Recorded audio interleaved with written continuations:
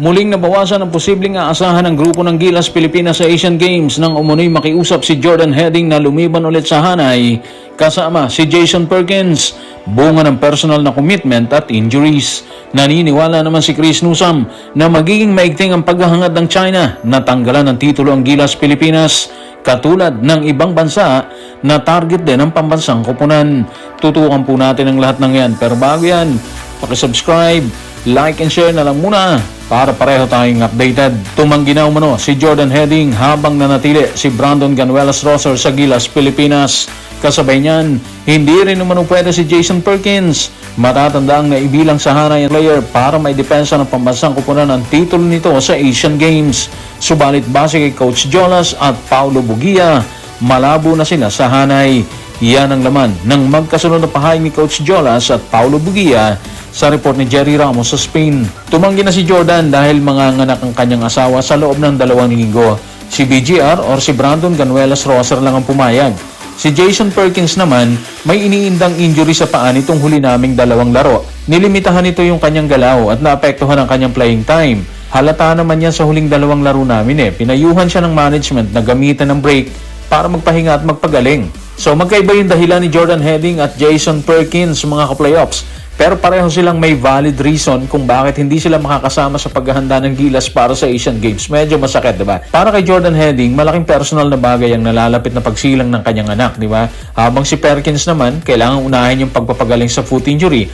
Kaya mahirap naman silang sisihin talaga sa desisyon na magpahinga or unahin ang pamilya at kalusugan. So para sa Gilas, syempre may epekto yan sa lalim ng all-PBA lineup na ide-deploy sa Nagoya, Japan.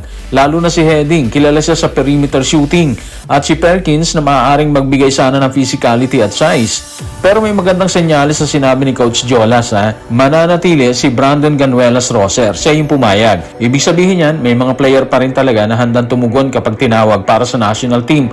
Lalo na at wala naman silang dahilan para mag-beg off. Mas nakapanghihinayang naman kay Perkins kasi nga 2 pagkakataon na sana niyang makasama sa Asian Games Noong 2023, nasa pool siya pero hindi rin siya nakapaglaro dahil sa problema sa original list. Ngayon naman, injury naging hadlang sa kanya. Kaya sa pagkakataong itong mga playoffs, mas makabubuti na pagalingin muna talaga niya yung kanyang paa kaysa piliting sumabak at mas lumala pa yung injury. Sa kabuuan, hindi ito magandang balita para sa Gilas pero hindi rin ito dahilan para maalarma kagad sila dyan. May iba pang player sa pool na maaaring punan ng kanilang mga pwesto. Ang mahalaga ngayon, makabuo si coach team at ang coaching staff ng 12-man lineup na may sapat na shooting, size at lalim para may pagtanggol ang gold na nakuha nila sa Hangzhou. Isiniwalat naman ni Chris Newsome ang posibleng gawin ng China at ibang bansa sa paparating na Asian Games, bunga ng titulong hawak ng Gilas Pilipinas. Matatanda ang tinalo ng Gilas ang China sa semifinal pa lamang ng kompetisyon, dahilan para hindi makarating ang mga Chino sa finale noong 2023. Kaya para kay Chris Newsome, kailangang maging handa ang Pilipinas sa paparating na bakbakan. Yan ang laman ng kanyang pahayag sa report ni Jonas Terrado na Inquirer. Alam ng lahat ang rivalry na meron tayo laban sa China at sa tingin ko nasa isip pa rin nila nangyari sa huli nating pagkikita. Kaya kailangan nating maintindihan na talagang todo ang ibibigay nila. Kailangan nating maging handa sa kanila. Lahat naman ng mga kalaban natin sigurado nakatutok sa Pilipinas bilang defending champions. Kailangan lang talaga natin tanggapin ang hamon at malaman kung ano ang naghihintay sa atin. Real talk talaga yung sinabi ni Chris Newsome mga playoffs bilang defending champion. Hindi na makakapaglaro ang Gilas sa Asian Games na parang underdog na pwedeng makalusot lang sila ng tahimik dyan. Sila na ngayon ang team na gustong talunin ang lahat, di ba?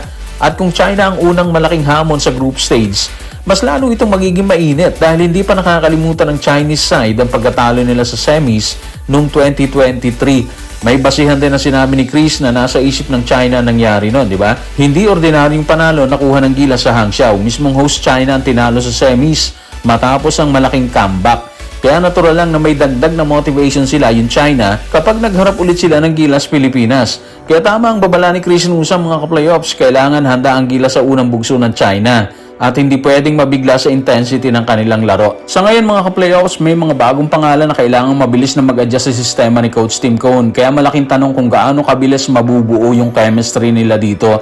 At medyo delikado rin ang sitwasyon kasi nga hanggang sa kasalukuyan, kailangan pa ring bantayan ang availability ni Justin Brownlee para sa qualifiers At dito mismo sa Asian Games, kung makakasama siya, malaking bagay yon dahil isa siya sa pangunahing sandata ng Gilas at bahagi mismo ng 2023 championship run.